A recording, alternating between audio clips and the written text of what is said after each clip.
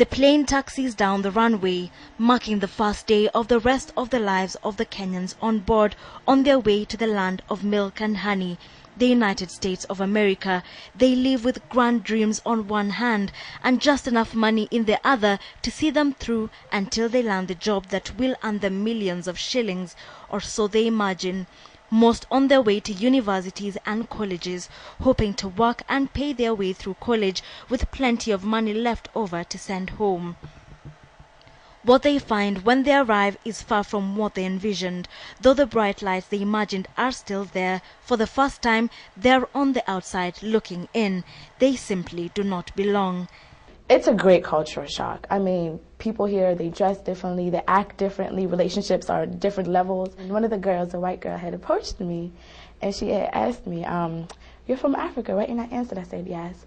She said, "I'm surprised you're wearing clothes." And she asked me, "Don't you guys live in trees?"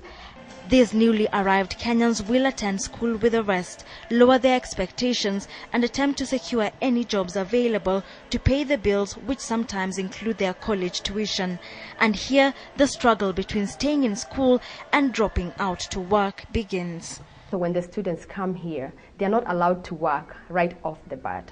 They may be allowed to work for about 20 hours a week, if they can prove financial hardship, but 20 hours a week working within a college is barely enough to pay for upkeep, let alone for tuition, which in state colleges can range up to $36,000 a year, not factoring in the cost of living. And should they opt to drop out, they have to contend with the ever-alert immigration authorities, watching for foreign students who fail to remain in school, thereby violating the terms of their visas and risking deportation. Authorities so strict since President Obama came into power, nobody, not even Obama's Kenyan aunt Zaytuni Onyango, could bypass them. A state of affairs which saw her entangled in immigration hearings for a decade before securing permission to stay. I can put the statistic roughly at maybe 60% of Kenyans that come here as students end up falling out of status. And when they fall out of status, they still remain documented.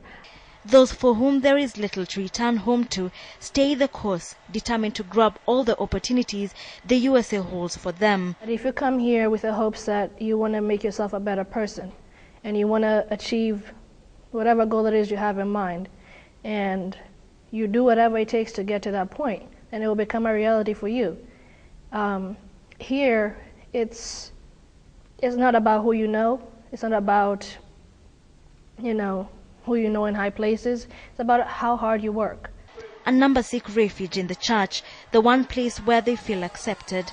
But even the church cannot shelter them from the realities of life in America. Alone, far away from home, and desperately in need of guidance, these Kenyans overindulge, lose focus of their goals.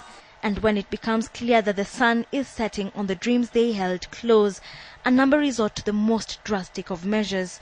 They commit suicide.